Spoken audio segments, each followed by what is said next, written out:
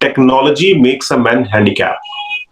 तो प्रॉब्लम आजकल वही है, टेक्नोलॉजी ने क्या कर दिया है, दिमाग खराब कर दिया कुछ हद तक। और आप यूट्यूब पे भी हैं, आप फेसबुक पे भी, आप इंस्टाग्राम पे भी, आप कुकू पे भी, आप ट्विटर पे भी, आप 50 जगह आपने अपने अकाउंट बना रखे हैं और टिंग टिंग टिंग टिंग फोन पे बजती रहती है। yes, जितनी भी वेबसाइट्स हैं, जितने भी यूट्यूब चैनल, जितने भी आपकी सोशल नेटवर्किंग प्लेटफॉर्म्स हैं, देखिए ये तो बहुत कमा रहे हैं, इनकी कमाई में कोई कमी नहीं है। प्रॉब्लम है केवल बेचारा जो स्टूडेंट है ना, वो भटक जाता है इन चीजों की वजह से। मैं अपने यूट्यूब चैनल पे करंट अफेयर्स के वीडियो बाकी चीजें डालता हूँ।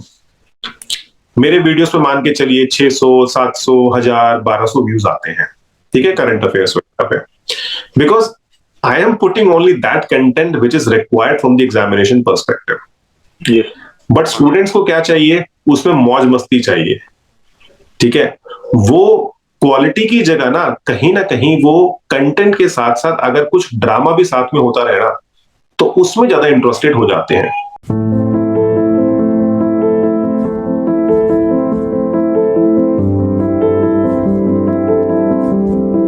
So hello and welcome everyone on Career Tribe channel. So basically, after a very long time, we are back with another session and that too on UPSC.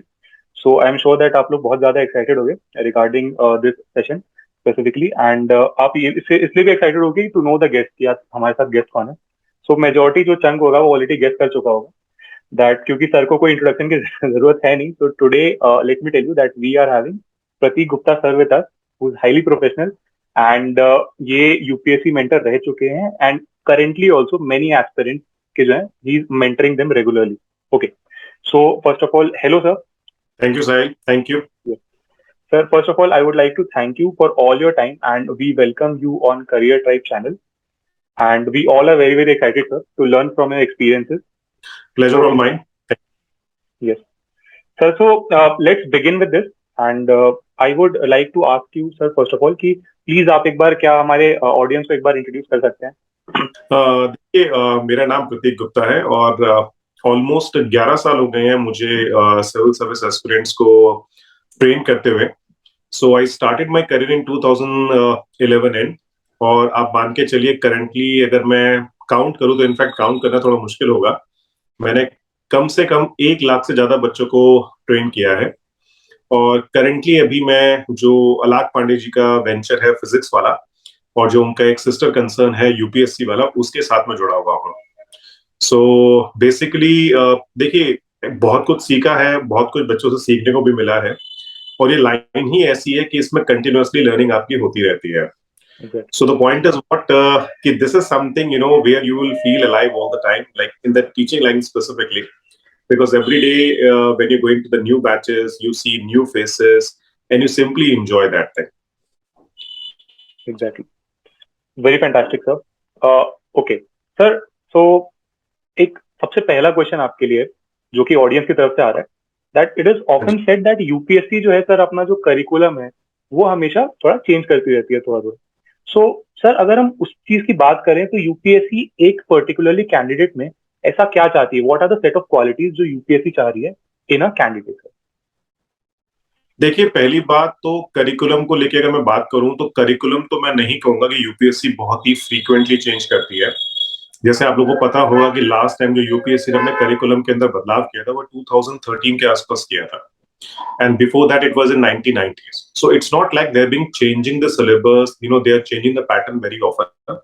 But हाँ एक चीज है कि यूपीएससी के जो क्वेश्चंस पूछने का तरीका है वो हर साल चेंज होता रहता है, and that is something कि even when UPSC is not changing the syllabus, but they're surprising the students with a different kind of question.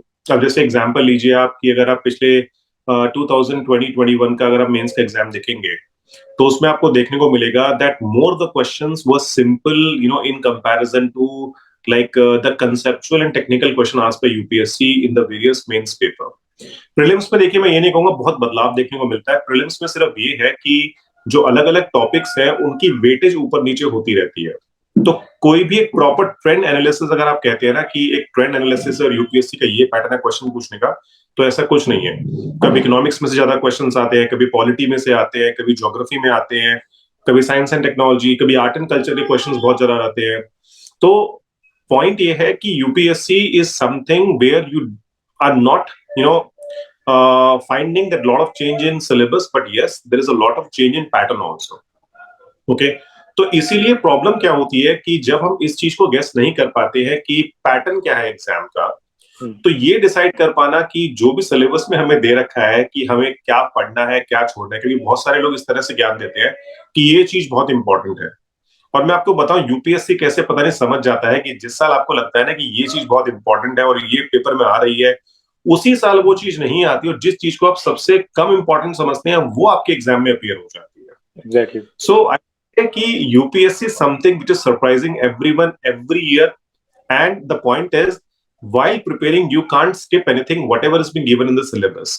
अब देखिए वहीं पे अगर आप मेंस की बात करें, mains is comparatively easy to prepare I would say, because कि मेंस का सिलेबस हमारे पास डिफाइंड है प्रॉपर्ली। बट प्रीलिम्स में यूपीएससी ने क्या कर रखा है कि सारे के सारे जो सब्जेक्ट है हमारे पास, पहली बात तो उनको दो दो लाइन में सिलेबस देके खत्म कर दिया है। और उसके आगे जैसे मैं इकोनॉमिक्स की बताऊं तो इकोनॉमिक्स में उन्होंने सिलेबस में जो लाइन लिखी है उसमें they have simply ended that particular line with the word etcetera. And normally what I am telling to students कि जो हमारा सिलेबस है इकोनॉमिक्स का वो एटसेट्रा ही है, क्योंकि ना तो बैंकिंग मेंशन है, ना फिस्कल पॉलिसी मेंशन है, ना ही कोई इन्फ्लेशन का टॉपिक मेंशन है। और आप देखेंगे जो हमारे प्रीलिम्स के क्वेश्चंस है वो मेनली उन्हीं टॉपिक्स में से, इकोनॉमिक्स में से आते हैं। Sir second question is that UPSC और कोचिंग दोनों एक बहुत बड़ा डिबेट रहे हैं एंड कंफ्यूजन भी होती है स्टूडेंट्स को कि अगर हम किसी भी ऐसे कोचिंग की बात करते हैं सर, तो कोचिंग एक यूपीएससी एस्पिरेंट की लाइफ में कितना बड़ा रोल प्ले करता है while he is preparing for this particular exam. और सर अगर कोई एक ऐसा स्टूडेंट है जो ये कोचिंग अफोर्ड नहीं कर पा रहा है, सो वो सर इस पर्टिकुलर सिचुएशन में क्या करे? He is very much determined but वो अफोर्ड नहीं कर पा रहा है सर, तो what we can do in this particular situation? देखिए पहली बात तो मैं ये कहूंगा कि कुछ ऑनलाइन प्लेटफॉर्म आने के बाद ना कोचिंग इतनी अनअफोर्डेबल नहीं है। फॉर एग्जांपल जैसे मैं पीडब्ल्यू के साथ जुड़ा हुआ हूँ, so there you are being able to get the complete coaching for 10,000 rupees only. So I won't say it is very affordable now. But हाँ देखिए मैं एक चीज कहूंगा कि जब when I used to prepare in 2007-8 when I prepared for exam, तब देखिए हमारे पास यूपीएससी कोचिंग इंस्टीट्यूट होते थे, लाइक 2-3 इंस्टीट्यूट्स मैक्सिमम। जैसे मैं एग्जांपल दूं, बाजीराम होता था, ठीक है, हिंदी मीडियम के लिए दृष्टि आईएएस होता था, ठीक है, और एक दो इंस्टीट्यूट चाणक्य है, ये 2-3 इंस्टीट्यूट होते थे। आज क्या है, आज कोचिंग इंस्टीट्यूट की ना पूरी भरमार आ गई है। इतने इंस्टीट्यूट है मार्केट में, अगर आप राजेंद्र नगर और करोल बाग जैसे एरिया में निकल जाए और अगर आप मुखर्जी नगर में निकल जाए तो आपको बहुत इंस्टीट्यूट देखने को मिलेंगे।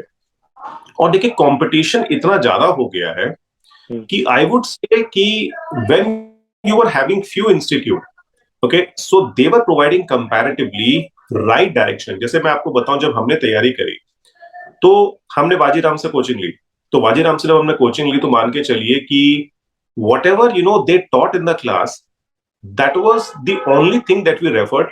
और हमारे ग्रुप में लोगों ने उन चीजों को पढ़ के एग्जाम पास भी कर लिए बड़े आराम से।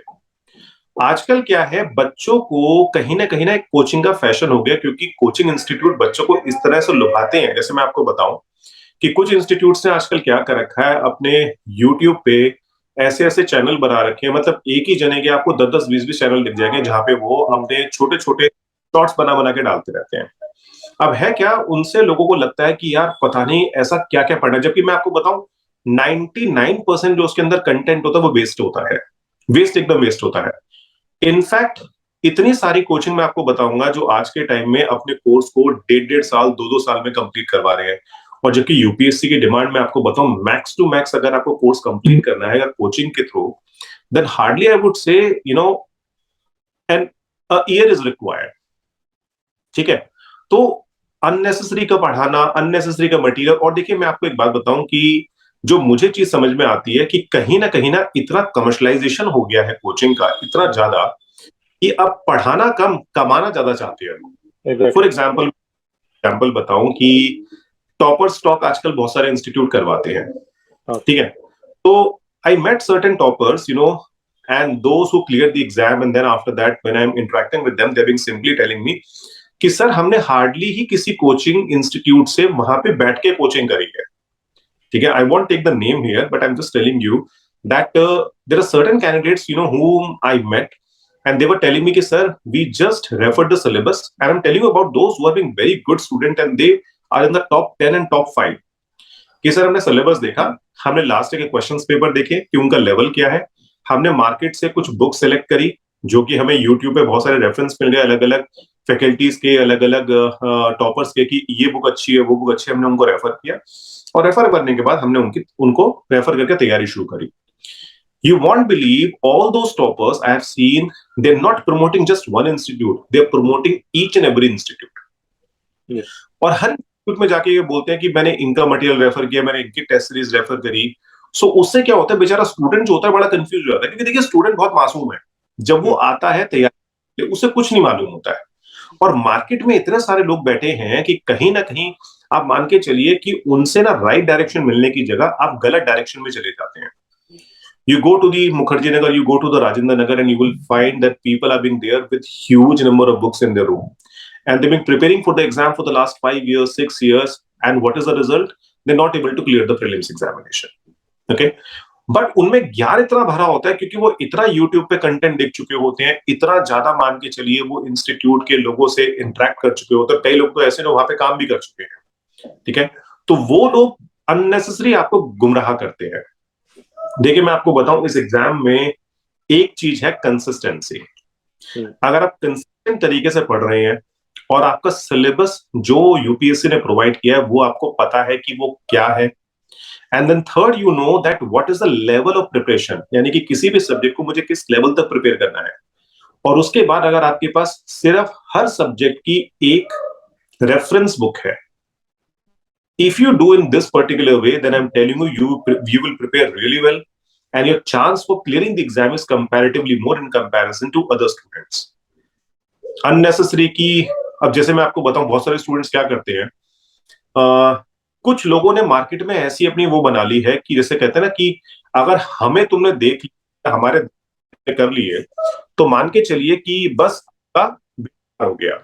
रियलिटी आपको उनके दर्शन करके नहीं, उनको देख के नहीं, किताब से पढ़ के पास हो गया। ठीक है, so I would say it is not tough, it's just that you need to be consistent and you need to know the right source. और देखिए कोई ऐसी बुक नहीं है मैं कहूंगा कि this is the only book by which you can, you know, by reading and you can clear the exam. The point is, अगर वो कंटेंट आपको ऑनलाइन भी मिल जाता है या किसी टेक्स्ट बुक में मिल जाता है, अगर आप उसे पढ़ लेते हैं, ढंग से समझ लेते हैं, more than sufficient. Okay sir, NCERT की बात करी जाए तो सर एनसीईआरटी एक एस्पिरेंट के प्रिपरेशन लाइफ उसमें सर कितनी हेल्पफुल होती है? मतलब क्या एनसीईआरटी से पढ़ना चाहिए या फिर अगर कोई स्टूडेंट सिर्फ रेफरेंस बुक उठा के स्टार्ट करने लगे तो वो हेल्पफुल होगा? देखिए अगर आप सेल्फ प्रिपेयर कर रहे हैं, आपने किसी कोचिंग से कोचिंग नहीं ले रहे हैं, then I would say NCERT is really good source to start the preparation. ठीक है, एंड सेकेंडली अगर आप किसी कोचिंग इंस्टीट्यूट के साथ जुड़ रहे हैं, अब देखिए फिर यही बात आ जाती है कि वो सामने वाला जो पढ़ाने वाला है वो पढ़ाएगा कैसा, वो कंटेंट क्या कवर करेगा। बट मेरा ये मानना है कि अगर आप कोचिंग ले रहे हैं तो it is a responsibility of the coaching centre कि आपको वो इस लेवल से पढ़ाना स्टार्ट करे कि फाउंडेशन से, कि अगर आप कुछ भी घर से पढ़ के नहीं आए हैं तो भी उस चीज को आप तैयार कर पाए, समझ पाए और आगे बढ़ पाए। तो ये मेरा मानना है। तो if you are doing a self preparation then certainly you need to refer it, but if you are joining a coaching then obviously there is no need for it. Okay sir. Sir let's now get back to economics part. Sir so economics बहुत aspirant का ना week रहता है, उनको sir basic knowledge भी नहीं पता रहती है इकोनॉमिक्स की, और अगर वो एनसीईआरटी स्टार्ट करते हैं तो उनको बहुत सारे ऐसे टर्म्स है जो लगेगा कि हाँ ये तो पहली बार पढ़ रहे हैं करके। सर तो आप इस फील्ड में एडेप्ट एक्सपर्ट हैं अभी, तो sir what can one do to make his economics part rock solid? और अगर करंट अफेयर्स की बात की जाए सिर्फ इकोनॉमिक्स के पर्सपेक्टिव से, तो sir what can he do कि इकोनॉमिक्स पर्टिकुलरली कैसे एकदम रॉक सॉलिड बना पाए हम अच्छा अपना? देखिए अगर मैं आपको बताऊं कि जैसे जो मेरा क्लास में पढ़ाने का तरीका है, तो मेरा पर्पस होता है कि अगर कोई स्टूडेंट तैयारी करने आ रहा है तो उसे मैं बेसिक से स्टार्ट करवाएं और उसको मैं एडवांस लेवल तक ले रहे हैं, जिससे कि उसकी सारी की सारी प्रिपरेशन कंप्लीट हो जाए। ठीक है, करंट अफेयर्स वाला पार्ट आता है आपका कि क्लास में जो हमने डिस्कस किया उस दिन तक तो करंट अफेयर्स हमारे उस लेक्चर में इंक्लूड है, बट आने वाले टाइम में जो भी हमारे करंट अफेयर्स आएंगे, देखिए वो हमें खुद अपडेट करने पड़ते हैं। और उसमें कोई दिक्कत नहीं होती है कि अगर आपके बेसिक्स क्लियर है और आप अपना इकोनॉमिक्स का कोर्स कंप्लीट कर चुके हैं। नॉर्मली स्टूडेंट्स क्या कहते हैं कि सर हम न्यूज़पेपर पढ़ रहे हैं, हमें समझ में नहीं आ रहा है। Obviously it is a natural thing, क्योंकि जिस चीज का आपका बैकग्राउंड ही नहीं है, जिस चीज की आपको समझ ही नहीं है, अगर आप उसे समझने की कोशिश करेंगे तो वो चीज आपको समझ में नहीं आएगी। So the point is what first you need to understand economics, okay. Secondly then you need to go for the current affairs part. अब बात आती है देखिए आपकी इस बात की कि इकोनॉमिक्स समझ में नहीं आता है अगर मैं आपको बताऊं कि कोई सेल्फ प्रिपेयर कर रहा है। तो देखिए 9th 10th 11th ये 3 एनसीईआरटी हैं। माइक्रो इकोनॉमिक्स हमें नहीं पढ़नी है, केवल मैक्रो पढ़नी है। हमें 9th 10th 11th एनसीईआरटी जब हम पढ़ते हैं तो वो हमें इजीली समझ में आ जाती है क्योंकि उसमें कोई भी ऐसा कंसेप्चुअल और टेक्निकल पार्ट नहीं होता है। बट यस 12th की एनसीईआरटी हमारी ऐसी होती है जो मैक्रो इकोनॉमिक्स हमें पढ़नी होती है। जो उसके अंदर हमारे पास बैंकिंग है, इंश्योरेंस है, सॉरी बैंकिंग है, हमारे पास फिस्कल पॉलिसी का टॉपिक है, इन्फ्लेशन का टॉपिक है। तो उसमें जब टेक्निकल टर्म्स आते हैं वो हम उनको समझ नहीं पाते हैं। That is for sure. तो पॉइंट क्या है देखिए कि मैं ये कहूंगा कहीं ना कहीं जब आप खुद प्रिपेयर करते हैं ना तो आप सारे सब्जेक्ट कर लेते हैं, बट इकोनॉमिक्स का एक पार्ट है वो आपका छूट जाता है। एग्जैक्टली। ठीक। तो देखिए इसके लिए मैं कहूंगा obviously that is something which is not suppose to be done, it is illegal. But मैं आपको मैं बताऊं कि आजकल बहुत सारे ऑनलाइन प्लेटफॉर्म ऐसे हो गए, कुछ एप्स ऐसी हो गई जहां पे बहुत सारे लोगों ने क्या कर रखा है कि उन्होंने कुछ कुछ इंस्टीट्यूट्स के लेक्चर ना कॉपी करके डाल रखे हैं। ठीक है। मैं आपको बताऊं मेरी भी बहुत सारे लेक्चर्स ऐसे हैं जो अलग अलग चैनल्स पे मतलब स्टूडेंट्स ने गलत तरीके से पायरेटेड तरीके से डाल रखे। तो बहुत सारे स्टूडेंट्स क्या करते हैं उनको पढ़ के अपने बेसिक्स क्लियर कर लेते हैं। और अगर देखिए अगर आपको लगता है कि इसमें moral responsibility I should not promote this particular thing, then simple तो तरीका है यूट्यूब पे जाइए और यूट्यूब पे मान के चलिए आजकल इतने इंस्टीट्यूट्स हैं, इतने ऑनलाइन प्लेटफॉर्म हैं जिन्होंने इकोनॉमिक्स की अलग अलग क्लासेस पूरी की पूरी सीरीज डाल रखी है। मैं क्वालिटी पे कमेंट नहीं करूंगा कि वो क्वालिटी कैसी है कैसी नहीं है, बट सर्टेनली मान के चलिए अगर आप उनको देखते हैं तो उनसे आपको बेसिक्स तो समझ में आ जाते हैं। सो इन अ वे if somebody who is not able to afford coaching then certainly they can prepare in this particular way. But again जैसे मैंने बोला कि कोचिंग अब बहुत अफोर्डेबल हो गई है क्योंकि कुछ लोग हैं हमारे देश में जो अब बेसिकली मान के चलिए कि इंस्टीड ऑफ दिस पार्ट की मुझे बहुत ज्यादा एक्सपेंसिव कोचिंग करके या मुझे अपने लिए बहुत कमाना है, so the people are being like कि they want to basically earn for themselves and they want to simply educate the masses also. जैसे पीडब्ल्यू का अगर मैं आपको एग्जांपल दूं, जैसे हमारे यहाँ पे हमारा क्या टारगेट है that those people who are not being able to afford coaching and they can't pay 1 lakh 1.5 lakh 2 lakh rupees for the coaching, that is a normal fee I'm telling you, which you need to pay in the Mukherjee Nagar and Rajendra Nagar area for the coaching. So just 10,000 rupees you need to pay and I'm telling you 2-3 साल में देखिएगा कि जो हम बच्चों को पढ़ा रहे हैं, जैसे मैं आपको बताऊं अभी जो एक बैच में पीडब्ल्यू में पढ़ा रहा हूं, अराउंड 5,000 स्टूडेंट्स होते हैं ऑनलाइन मेरे पास एक बैच में, around 5,000। And you want believe I have scene कि जो बच्चे महंगी कोचिंग में आ रहे हैं ना, जब उनके आंसर्स मैं देखता हूं कि उनके आंसर्स की क्वालिटी क्या है, जब वो मेंस के आंसर कभी मुझे लिख के दिखाते हैं, और यहाँ पे जो बच्चे मुझे कुछ किसी तरीके से अप्रोच करके जब मुझे अपने आंसर्स भेजते हैं, I am telling you they are more desperate to prepare. Because जब मैं उनके आंसर पढ़ता हूं तो मुझे एक चीज समझ में आती है कि ये वो बच्चे हैं जो इतनी ज्यादा मेहनत करके आ रहे हैं क्योंकि इनको कभी मौका ही नहीं मिला कि कोचिंग इतनी एक्सपेंसिव है। हम कैसे सोचे बेचारे, हमेशा आप देखेंगे कि स्टूडेंट्स जो, मैं बेचारा इसलिए कह रहा हूँ कि मैंने कितने स्टूडेंट्स देखे कोचिंग इंस्टीट्यूट के बाहर खड़े होकर वहां पे उनसे बोलते रहते हैं कि सर हमें ईएमआई में पे करने दीजिए, सर थोड़ा फीस में डिस्काउंट दे दीजिए, and the people are being so harsh कि जी हमारे पास डिस्काउंट के लिए हम कोई डिस्काउंट नहीं देंगे। Okay, so the purpose is what, that if you have a right to equality and you have a right to education, then it is supposed to be given to everyone. Okay, and that is what we are doing here. अब देखिए मेरे in answer से आप ये मत समझिएगा कि मैं यहाँ पे पीडब्ल्यू को प्रमोट कर रहा हूँ। I have joined PW only for this purpose कि जो बच्चा कोचिंग अफोर्ड नहीं कर पाता है उसे क्वालिटी एजुकेशन मिल पाए। And you want believe to join here whatever I was earning earlier and whatever they have offered me, I have taken a huge amount of cut here only for this purpose कि जिन बच्चों को quality education नहीं मिल पा रही है मैं उनकी help कर पाऊं और वो आगे बढ़ पाए। Wonderful sir. Okay sir, and sir next question है नोट्स मेकिंग के ऊपर। सर तो it is often said that notes making is an art, and कोई अगर एक एस्पिरेंट है तो सर उसको कैसे प्रिपेयर करना चाहिए नोट। एंड सर ऑल्सो एक और सेकंड पार्ट इसका क्वेश्चन ये है कि बहुत सारा जो मटेरियल्स है, बहुत सारी कोचिंग्स का जो बच्चे ऑलरेडी नोट बना के वो वहाँ पे अवेलेबल है and aspirants are buying that. So is it really helpful, और हमें या फिर अपना खुद का नोट्स कैसे भी बना के, वेदर इट इज हमें उसको टाइम देना पड़े, हमें टाइम दे के नोट्स बना के खुद का प्रेफर करना चाहिए या फिर मार्केट से वी कैन बाय। मैं प्रेफर करता हूँ कि स्टूडेंट्स अपने नोट्स खुद बनाए, क्योंकि अपनी लिखावट में जो नोट्स बनाए जाते हैं अपनी हैंडराइटिंग में, उनको रिवाइज करना बहुत इजी और बहुत फास्ट होता है। एग्जैक्टली। क्योंकि जब आप बुक से पढ़ते हैं ना, तो बुक में it take time, but when we are writing in our own way, the things becomes comparatively easy to understand, and moreover things are even more faster to do it. क्योंकि देखिए point क्या होता है, जैसे ही मई या जून का महीना आया और हमारा प्रीलिम्स का एग्जाम होता है, तो मार्च अप्रैल से हमें ये लगने लग जाता है कि हीट सी शुरू हो जाती है इनसाइड की एग्जाम आने वाला है। और उस टाइम हमें लगता है कि मैं सब कुछ रिवाइज करना है।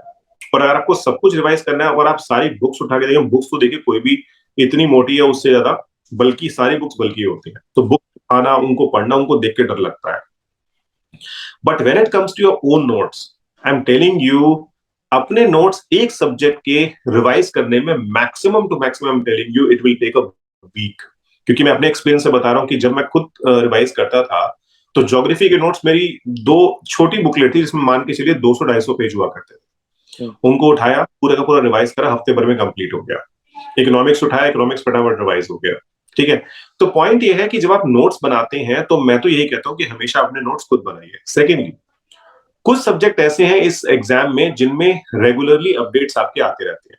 फॉर एग्जाम्पल इकोनॉमिक्स हुआ, आईआर हुआ, पॉलिटी हुआ, साइंस एंड टेक्नोलॉजी हुए, ठीक है, इनमें आपके अपडेट्स आते रहते हैं। तो जब भी आप अपने नोट्स इनके लिए बनाएं, तो आपको ना अपने जो भी नोटबुक है उसमें कुछ स्पेस खाली छोड़ना चाहिए, so that if any new addition will come to it, then you will be able to do it there only, instead of saving in the laptop, computer or in some other textbook. क्योंकि exam के time में जब आप revise करते हैं, तो आपको याद ही नहीं आ पाता है कि आपने किस चीज को कहाँ अपडेट किया था। So if you updating the things at that particular point only, then obviously it is being comparatively better. जैसे आपको मैं एक बैंकिंग का एग्जांपल देता हूं। इन अप्रैल 2022 reserve bank of India reverse repo rate को एकदम यूजलेस बना के स्टैंडिंग डिपॉजिट फैसिलिटी नाम की चीज लॉन्च कर दी। ठीक है, अब देखिए यहाँ पे अगर आपने जब अपने नोट्स में रिवर्स रेपो रेट के नोट्स बनाए हैं और वहां पे आपने स्पेस छोड़ रखा है, तो उस केस में अगर उस चीज को अपडेट करने के लिए you just need to write in one side of it कि रिवर्स रेपो रेट में अब इतना यूजलेस नहीं रहा है, क्योंकि उसकी रेट को फिक्स कर दिया है, and instead of that we have a new facility called standing deposit facility. ठीक है, and that is the only change we have in comparison to reverse repo and moreover the standing deposit facility. तो आपके एक ही जगह सारे updates हो जाते हैं, and then when it comes to examination, अपनी एक एक बुक उठाते जाइए, अपनी नोटबुक उठाते जाइए, उनको रिवाइज करते जाइए और आगे बढ़ते जाइए। So it is always advisable to make your own notes. Okay, sir. Sir, next question is that many aspirants, as you said, they are working very very hard. 5 साल से, as you said, कि वो दिल्ली में ही है, but जो पहला stage है prelims ही clear नहीं हो पा रहा है सर, तो where are they lacking? Perfect strategy क्या होनी चाहिए? और if you talk about whole process, तो आप अपने स्टूडेंट्स की प्रिपरेशन और हार्डवर्क को सर बहुत पास से देख चुके हैं सर, तो what according to you is the thing कि ऐसी चीज वो क्या गलत कर रहे हैं जो बार बार जो है उनका सिलेक्शन रोक दे रहा है प्रीलिम्स, मेंस और एग्जाम एज अ होल? देखिए, मैं आपको एक छोटा सा एग्जांपल देता हूँ कि जब हम छोटे होते हैं, हमें चलना नहीं आता है, हमें साइकिल चलानी नहीं आती है, हमें टू व्हीलर जो भी हम नई चीज सीखते हैं, तो हमारे पेरेंट्स उसमें हमें गाइड करते हैं और हमें बताते हैं कि बेटा या बिटिया कि ये काम करने का तरीका है, अगर तुम ऐसे करोगे तो इस चीज को ठीक से कर पाओगे। ठीक है, देखिए पॉइंट वही यहाँ पे भी वही आता है कि जब कोई स्टूडेंट तैयारी करने आता है, तो हम उसे बताते हैं कि हैव फेथ इन अस, कि जितना हम आपको बता रहे हैं कि इतना पढ़ लीजिए, इस बुक को रेफर कर लीजिए, ठीक है, अगर आप उसको करते हैं तो आप अच्छे से कर पाएंगे। ठीक, प्रॉब्लम क्या है आजकल, कहते हैं ना कि you have so much of information available for free. I would से not right information, in fact that information that will simply Daryl you from the right direction. So because of that what happened, students को इतनी सारी चीजें मिल जाती है कि ये पढ़ना है, और सबसे जैसे मैंने आपको बताया टॉपर्स का, कि इतना आजकल कमर्शलाइजेशन हो गया है कि सर मैंने ये इंस्टीट्यूट के नोट्स पढ़े, मैंने उसकी टेस्ट सीरीज ज्वाइन करी, मैंने उससे काम किया, मैंने इससे किया, वो बेचारा 50 चीजों में लग जाता है। जबकि मैंने पहले भी कहा, ये आपके क्वेश्चन के आंसर के अंदर, that you need to simply have one source and moreover one particular kind of material that you need to prepare and then you need to go for it. ठीक है, जैसे मैं आपको बताऊं, मेरा खुद का एक अटेम्प्ट एक 2 कोचिंग इंस्टीट्यूट्स की वजह से खराब हुआ, क्योंकि मैं वहां पे टेस्ट सीरीज ज्वाइन करी, टेस्ट सीरीज ज्वाइन करके मैं टेस्ट लिखता था and they were hardly evaluating the test properly. और मार्क्स अच्छे आते रहते तो मैं सोचता था कि बहुत अच्छे मार्क्स आ रहे हैं और मैं अच्छा कर रहा हूँ, बट रियलिटी में होता क्या था कि I was not performing well. In fact मेरे सेकंड अटेम्प्ट में, मेरे फर्स्ट अटेम्प्ट के मुकाबले में मेरे मार्क्स मेंस एग्जाम में कम हो गए, और नॉट जस्ट 10 और 20 marks, in fact my marks were down by almost 100 in the second attempt. तो देखिए पॉइंट क्या है कि जो स्टूडेंट्स हैं वो बेचारे एक राइट डायरेक्शन ना मिलने की वजह से, या फिर ये मान के चलिए कि वो एक जो सामने वाले की बात सुननी चाहिए, ठीक है। अब देखिए स्टूडेंट्स की भी इसमें गलती नहीं कहूंगा, क्यों? क्योंकि उन्हें कैसे पता लगेगा कौन सही कह रहा है कौन गलत कह रहा है? क्योंकि ऑनलाइन तो इतने सारे लोग बैठे हुए हैं ना, इतने सारे लोग समझाने के लिए बैठे हुए हैं जो अपना अपना ज्ञान देते हैं, और उनमें उनको प्रॉब्लम वही होती है कि जिसकी पॉपुलैरिटी ज्यादा है उसको वो सुनते हैं, उसके साथ चल बैठते हैं। अब देखिए मैं आपको बताऊं कि जैसे एक कोचिंग इंस्टीट्यूट में मैं पढ़ाता था, वहां पे जो सामने जो उनके एक मेन इंस्ट्रक्टर थे, जो उनकी सोच थी और मेरी सोच थी उसमें बिल्कुल फर्क फर्क था। जैसे वो कहते थे कि पूरा मेंस का एग्जाम अटेम्प्ट करो, और मैं कहता हूं कि मेंस में केवल वो क्वेश्चन अटेम्प्ट करो जो आपको अच्छे से आते हैं, और उतने अच्छे से तैयारी करो मेंस के एग्जाम की कि जो भी क्वेश्चन आप अटेम्प्ट करें उसमें आपको कम से कम 60 to 70% मार्क्स आप उसके अंदर स्कोर कर लें। So it's not about quantity, it's more about quality of exam. बहुत सारे लोग बोलते हैं कि प्रीलिम्स में 80 क्वेश्चन करो, 90 क्वेश्चन करो। मैं कहता हूं कि when you have cut off of only around 100 marks, maximum कह रहा हूं मैं 100 मार्क्स के आसपास कट ऑफ आते जनरल कैटेगरी प्रीलिम्स के अंदर, तो अगर आप जितना पढ़ रहे हो और बहुत अच्छे से पढ़ रहे हो और उसमें अपनी बहुत अच्छे से तैयारी कर रहे हैं, तो अगर आप 10 में से 6 क्वेश्चंस भी करके आ रहे हैं और 4 छोड़ रहे हैं, तो उसमें प्रॉब्लम क्या है? पॉइंट ये है कि मुझे एग्जाम क्लियर करना है। इट्स नॉट लाइक दैट मुझे उस एग्जाम में मास्टरी हासिल करनी है। Okay, so you need to make a strategy and according you need to go for it. So point ये है, दो चीजें। पहला, अगर आप खुद सही सोचते हैं, क्योंकि मैं आपको बताऊं जितने भी टॉपर्स मिलेंगे ना वो आपको ऐसे दिखेंगे, उसमें मेजोरिटी लोग ऐसे होंगे जो सुनते सबकी हैं, बट सुनने के बाद वो अपना माइंड अप्लाई करते हैं कि हाँ ये सिलेबस है, ऐसे क्वेश्चन आ रहे हैं, मुझे इतना प्रिपेयर करना है, बात खत्म। और कुछ स्टूडेंट्स ऐसे होते हैं जिनको बस हमेशा आप मान के चलिए कि उनको बस अलग अलग बुक्स खरीदनी है, अलग अलग मान के चलिए मटेरियल रेफर करना है। जैसे हमारे खुद के अपने एक मित्र थे जो हिंदी मीडियम से तैयारी कर रहे थे, वो हिस्ट्री की कम से कम 20 बुक पढ़ गए थे और उनका प्रीलिम्स एक बार भी क्लियर नहीं हुआ, जबकि उनको हिस्ट्री की इतनी ज्यादा नॉलेज थी, आप मान के चलिए कि मैं जब उनसे बात करता था तो he was having everything on his steps. मैं जब एग्जाम की बात है तो एग्जाम क्लियर नहीं हो रहा, क्योंकि देखिए आप हिस्ट्री पढ़ के पास नहीं होंगे, आपको सारे सब्जेक्ट पढ़ने हैं तब आप पास हो पाएंगे। सो पॉइंट क्या है, आप सुनिए कुछ लोगों की बातें, सारे वीडियो मत देखिए यूट्यूब पे, हर जगह इंस्टीट्यूट में ओरिएंटेशन प्रोग्राम के लिए मत जाइए, एक दो जगह जाइए क्योंकि सब वही कहानी गाते हैं। और उसके बाद खुद एग्जाम के पैटर्न को देख के अपनी स्ट्रेटेजी बना के तैयारी करिए, because there is no perfect strategy for everyone. There is a tailor-made strategy for each and every student as per their own capability and as per their own intelligence. ये मेरा मानना है। एग्जैक्टली।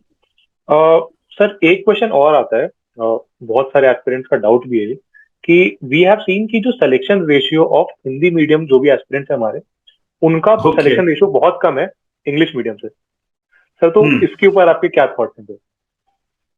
देखिए मैं आपको बताऊं, मैंने हिंदी मीडियम के जब से मैंने अपना करियर स्टार्ट किया है तो मैंने करीब 20-22 बैच पढ़ाए होंगे हिंदी मीडियम के, ज्यादा नहीं पढ़ाए हैं, जबकि इंग्लिश में इसका रेशियो 100+ बैचेस होंगे, ठीक है। बट हिंदी में very limited batches I dealt with. देखिए मैं आपको बताऊं, हिंदी मीडियम के ना स्टूडेंट की एक छोटी सी प्रॉब्लम है, वो अपने आप को, देखिए आई डोंट नो, बहुत सारे स्टूडेंट्स शायद मेरी बात से इत्तेफाक रखेंगे नहीं और आप मान के चलिए कुछ तो गुस्सा भी होंगे कि वो लोग ना, कुछ हिंदी मीडियम के स्टूडेंट अपने आप को कुछ ज्यादा इंटेलिजेंट समझते हैं। जैसे जब क्लास में मेरी इंटरेक्शन होती है, क्योंकि देखिए हमारे हिंदी मीडियम में जो भी स्टूडेंट्स हैं वो अपने नॉर्थ इंडियन बेल्ट से हैं, यूपी से हैं, बिहार से हैं, ठीक है, और झारखंड से हैं, और जो बाकी स्टेट्स हैं वहां से। उनसे जब बात करो ना तो ऑलरेडी वो इतनी सारी इंफॉर्मेशन लेके आए होते हैं, तो जब उनको बताओ कि सर कि भाई ऐसे ये पढ़ना है वो पढ़ना है, सर ये तो हमें मालूम है, ये तो हम कर लेंगे, ठीक है। और इंफॉर्मेशन इतनी ज्यादा होने की वजह से ना जब वो समाती नहीं है, क्योंकि देखिए सिंपल सी बात है, अगर आपने थोड़ा पढ़ा है, अच्छे से पढ़ा है, तो एग्जाम क्लियर हो जाएगा। जितना रिक्वायर्ड है आपने उतना पढ़ा है, ढंग से पढ़ा है, तो आपका एग्जाम क्लियर होगा। और जब आपने एक्सेसिवली पढ़ा है तो आपका एग्जाम क्लियर होना मुश्किल हो जाता है, क्योंकि आपको एग्जाम के टाइम में वो चीजें याद भी तो आनी चाहिए। तो प्रॉब्लम क्या है कि these students I would say are having more content and more intelligence, but they are not able to use it mainly. तो एक सिम अब जैसे मैं आपको हिंदी मीडियम के इंस्टीट्यूट जो गिने चुने हैं, हर इंस्टीट्यूट में देखेंगे साहब कि 2-2 साल, पौने 2-2 साल, 1.5-1.5 साल के कोर्स हो रहे हैं। अरे भाई, पढ़ाना है, सिखाना है, आपको मास्टरी थोड़ी करानी है। इकोनॉमिक्स में 80 क्लास, ज्योग्राफी में 75 क्लास, कौन पढ़ाता है? आप मुझे बताइए। तो ऐसा नहीं है कि सीसेट आने की वजह से, जैसे लोग जो दोष देते हैं कि सीसेट आने की वजह से हिंदी मीडियम का रिजल्ट कम हो गया है। हिंदी मीडियम का रिजल्ट मैं आपको कहूंगा कम हो गया है, कहीं ना कहीं हिंदी मीडियम स्टूडेंट और जो हिंदी मीडियम की जो कोचिंग है उसके लिए वो मेनली रिस्पॉन्सिबल है। Getting what I am saying? So point क्या है कि एक तो पहली बात ये कि सीसेट वो लोग समझते हैं कि हम कर लेंगे, जबकि मैं बताऊं सीसेट इतना आसान नहीं है पेपर। सीसेट के लिए आपको तैयारी करनी पड़ती है, और जब आप तैयारी करते हैं तो वो चीजें ना आपको, जब आप घर में बैठते हैं और आप उन चीजों को तैयारी करते हैं, तो मैं आपको बताऊं स्टूडेंट्स के लिए एक बहुत ही सिंपल सी साइकोलॉजी होती है। वो अच्छा परफॉर्म नहीं करता है घर में जब टेस्ट सीरीज करता है, वो जब वो इंस्टीट्यूट में बैठ के करता है, बट वो उसके माइंड में क्या होता है, अरे हम तो पेपर में देख लेंगे भैया, हो जाएगा पेपर में।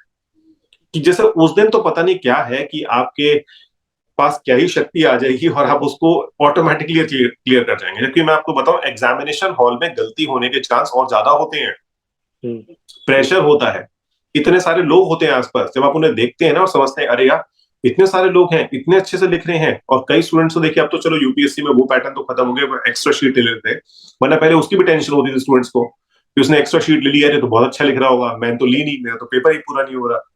तो चलिए प्रीलिम्स में तो ओएमआर शीट होती है, बट पॉइंट ये है कि कहीं ना कहीं एक ना आपको चीजों को सीरियसली लेके और एक प्रॉपर तरीके से चलना चाहिए। और देखिए एक जो मुझे आजकल प्रॉब्लम लगती है ना बहुत बड़ी, वो ये है, वो है मोबाइल फोन। आप मान के चलिए कि जिस तरह से पूरी की पूरी सिचुएशंस है, जिस तरह से आजकल सोशल नेटवर्किंग वेबसाइट पे डिस्कशन चलती हैं, आप मान के चलिए स्टूडेंट्स आजकल डिस्कस नहीं करते, उससे भिड़ जाते हैं। और वो, अरे तुम ये कैसे जानते हो, हम बता रहे हैं आपको, ऐसा होता है वैसा होता है। आप उनकी बात सुनेंगे ना, कि भैया कि देश तो अब यही चलाने वाले हैं और कोई नहीं चला पाएगा। ठीक है। तो पॉइंट ये है कि बच्चों को जब वो स्टूडेंट जब तैयारी कर रहा है ना, तो उसे केवल पढ़ाई पे ध्यान देना चाहिए, ना कि सोशल वेबसाइट पे आप फेसबुक पे लगे हैं, आप इंस्टाग्राम पे लगे हुए, आपने शॉर्ट्स बना रहे हैं। अब मैंने बहुत सारे स्टूडेंट्स को क्या देखा है, वो क्लास में बैठे होते हैं, सामने फैकल्टी पढ़ा रहा होता है और वो उसके रिकॉर्डिंग कर रहे होते हैं, only for the sake of making shorts for their YouTube channel. भैया उससे तुम पास नहीं होगे, तुम पास होगे उनकी बात को सुन के और फिर उसको एग्जाम में इंप्लीमेंट करके। तो प्रॉब्लम क्या है, जब आप तैयारी कर रहे हैं तो केवल तैयारी पे ध्यान दीजिए, ठीक है। और ये सब जो होता है ना कि बस हमें मालूम है और किसी को कुछ मालूम ही नहीं है, और हमें तो बस आप मान के चलिए कि बस पढ़ते ही जाना है, पढ़ते ही जाना है, ये सोचना ही नहीं है कि ये रिक्वायर्ड है भी, ये नहीं है, ठीक है। तो अगर आप ऐसा करेंगे और चीजों को ध्यान से, चीजों को मतलब प्रॉपर तरीके से अरेंज करके चलेंगे तो हो जाएगा। अदरवाइज तो मान के चलिए कि अभी तो मेरे ख्याल से 2% रिजल्ट बचा है, आने वाले टाइम में और ज्यादा इंपैक्ट हो सकता है, क्योंकि सीसेट के पेपर की क्वालिटी जो है, जो डिफिकल्टी लेवल है, वो थोड़ा सा पहले से बढ़ ही गया है, कम नहीं हुआ है वो। Government also wants those people who are comparatively better in English, क्योंकि अगर आप देखेंगे चाहे सारी की सारी आजकल रिपोर्ट्स वगैरह हिंदी में मिलने लग गई हैं, बट आप गवर्नमेंट ऑफिस में जाके देखिए, जब काम होते सारे के सारे सॉफ्टवेयर ही बने हुए आपके इंग्लिश में, सब इंग्लिश पे काम होते हैं। तो अगर आपको नहीं उसकी नॉलेज है, नहीं ज्ञान है, तो आप कैसे कर पाएंगे? तो एक तो गवर्नमेंट भी नहीं चाहती है, आई would say that is what I feel, क्योंकि जिस तरह से पेपर के लेवल की डिफिकल्टी बढ़ी है। एंड सेकेंडली कहीं ना कहीं हिंदी मीडियम के स्टूडेंट्स जो अपने आप को मतलब मान के चलिए बहुत सारे मटेरियल्स, मल्टीपल चीजों को रेफर करते हैं, अगर वो चीजों को ठीक से करें और जो कोचिंग इंस्टीट्यूट वाले हैं वो भी उनको ठीक से ही पढ़ाएं, इंस्टीड ऑफ की बस अननेसेसरी कि बस पढ़ाए जा रहे हैं पढ़ाए जा रहे हैं पढ़ाए जा रहे हैं, तो चीजें बेहतर हो पाएंगे। अदरवाइज तो मान के चलिए कि जैसा अभी है वो उससे भी ज्यादा डाउन हो सकता है। ओके सर, इस पूरे वाक्य में आपने एक चीज का मेंशन किया था, यूट्यूब और सोशल मीडिया साइट। सर इसी से रिलेटेड एक और क्वेश्चन है कि एस्पिरेंट्स ने सर एक दिमाग में अपनी चीज फिक्स कर ली है, whether it can be from Bollywood movies या फिर ओटीटी प्लेटफॉर्म्स। तो सर वो उस चीज के फैब्रिकेशन में थोड़ा ज्यादा लिप्त हो गए हैं, मैं ये कहूंगा, and they are not thinking of serving the society in particular.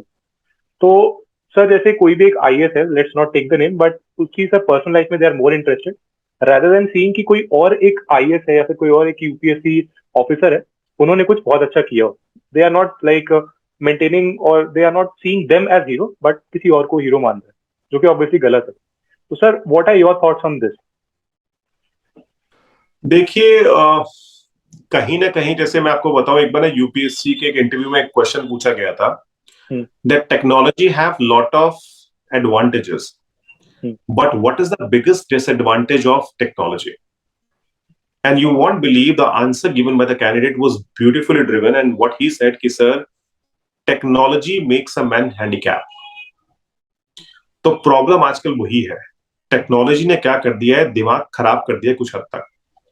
अब मान के चलिए पढ़ने बैठते हैं, ठीक है, आप फोन तो साथ में होता ही है, और आप यूट्यूब पे भी हैं, आप फेसबुक पे भी, आप इंस्टाग्राम पे भी, आप कुकू पे भी, आप ट्विटर पे भी, आप 50 जगह आपने अपने अकाउंट बना रखे हैं, और टिंग टिंग टिंग टिंग फोन पे बजती रहती है। Yes sir. और जितनी भी वेबसाइट्स हैं, जितने भी यूट्यूब चैनल, जितने भी आपकी सोशल नेटवर्किंग प्लेटफॉर्म्स हैं, देखिए ये तो बहुत कमा रहे हैं, इनकी कमाई में कोई कमी नहीं है। प्रॉब्लम है केवल बेचारा जो स्टूडेंट है ना, वो भटक जाता है इन चीजों की वजह से। Yes sir. क्योंकि कहीं ना कहीं लोगों ने नब्ज पकड़ ली है कि कैसे हमें अपने चैनल के व्यूज बढ़, जैसे मैं आपको बताऊं, मेरे यूट्यूब चैनल है, मैं अपने यूट्यूब चैनल पे करंट अफेयर्स के वीडियो और बाकी चीजें डालता हूं। मेरे वीडियोस पे मान के चलिए 600, 700, 1000, 1200 व्यूज आते हैं, ठीक है, करंट अफेयर्स पे, because I am putting only that content which is required from the examination perspective. Yes. But students को क्या चाहिए, उसमें मौज मस्ती चाहिए, ठीक है। वो क्वालिटी की जगह ना कहीं वो कंटेंट के साथ साथ अगर कुछ ड्रामा भी साथ में होता रहे ना, तो उसमें ज्यादा इंटरेस्टेड हो जाते हैं। Yes. और वही है, वहीं आप भटक जाते हैं।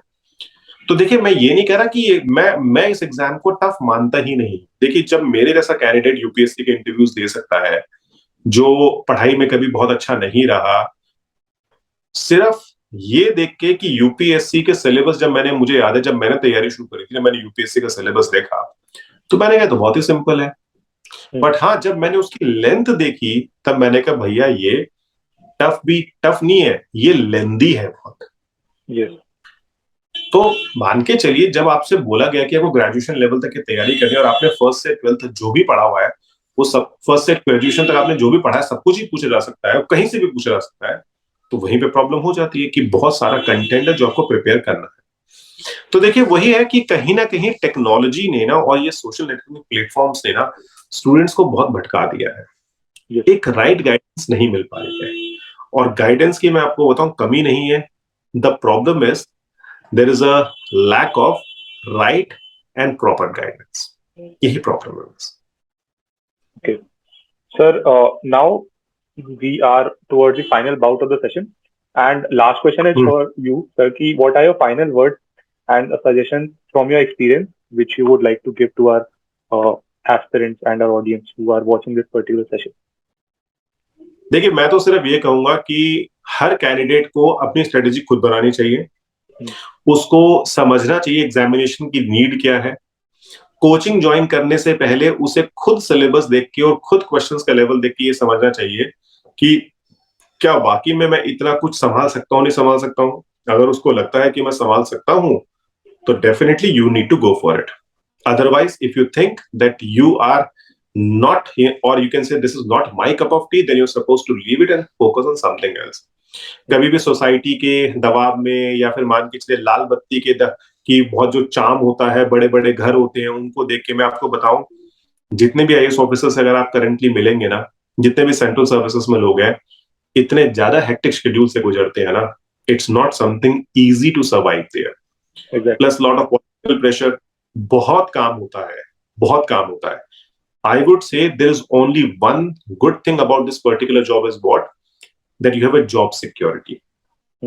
And secondly, if you really want to serve somebody, or you can say society, then obviously this is one of the way by which you can do it. Otherwise, there is nothing else in this service. क्योंकि देखिए सारे कामों के लिए आजकल आप जानते हैं सब कुछ ऑनलाइन ही हो गया है, पब्लिक इंटरेक्शन तो धीरे धीरे कम ही होती जा रही है, और आने वाले टाइम में जिस तरह से चीजें हो रही है ये इंटरेक्शन और कम होती चली जाएंगी। इनफैक्ट आपको ये तक नहीं पता होता है कि आपके आसपास का डीएम कौन है या आपके यहाँ का एसपी, क्योंकि आजकल आपको एफआईआर भी करानी, एफआईआर भी आपकी ऑनलाइन हो जाती है। ठीक है, तो पॉइंट ये है कि आपको बेसिकली कहीं पे किसी भी डिसीजन को लाइफ में लेने से पहले, जब आप खुद सोच के देखिए, अगर मैं आपसे कहूं कि अगर आप किसी से शादी करते हैं तो शादी करने से पहले सामने वाले से बातचीत करते हैं, समझते हैं और ये देखते हैं कि हमारी कंपैटिबिलिटी कैसी है, क्या वाकई में हम साथ में रह सकते हैं, नहीं रह सकते हैं। ये भी होता है कि लोग अलग भी हो जाते हैं, बट पॉइंट ये है कि अगर आप पहले ये समझ लेंगे कि हाँ ये चीज मेरे लिए है या नहीं है, क्या मैं इसको कर पाऊंगा या नहीं कर पाऊंगा, तो डेफिनेटली आप उसके हिसाब से डिसीजन लीजिए। और मैं आपको बताऊं, इस एग्जाम की तैयारी कोई भी कर सकता है और कोई भी इस एग्जाम को क्लियर कर सकता है, चाहे आप एक ओपन यूनिवर्सिटी से पढ़े हैं, चाहे आप आईआईटी से पढ़े, चाहे आईएम से पढ़े या किसी भी बेस्ट यूनिवर्सिटी से हमारे इंडिया में पढ़े हैं, हर कोई इस एग्जाम को क्लियर कर सकता है। The only point is consistency is required. I have seen people from open university and they are getting top ranks, and I have seen the people you know who are basically from top university and they are not able to clear the prelims examination. So one thing, consistency, and moreover your own application of mind is required instead of listening to everyone and doing what others are saying. Again, I'm saying you need to listen to everyone and you need to do as per your own intelligence and as per your own capabilities. Okay, sir. Thanks for this session, and this session was actually very, very inspiring, and thanks again for all your time. And sir, we are very, very fortunate enough that we got to hear it all from your experiences and everything. And also, sir, I hope you had good experiences being with us here on Career Tribe channel, sir. Thank you very much. And I also want to tell the audience that, as sir said, the sir is available on YouTube, and you just have to search Prateek Gupta Indian Economy for UPSC CSE. And also you can see the YouTube and Telegram channel link in the description below. Now with this, guys, we conclude today's session and hope you gained a lot from this session actually. And we'll be back soon with such more amazing sessions. And till then, please do like, share and subscribe the channel. Thank you and Jai. Thank you very much for watching the video.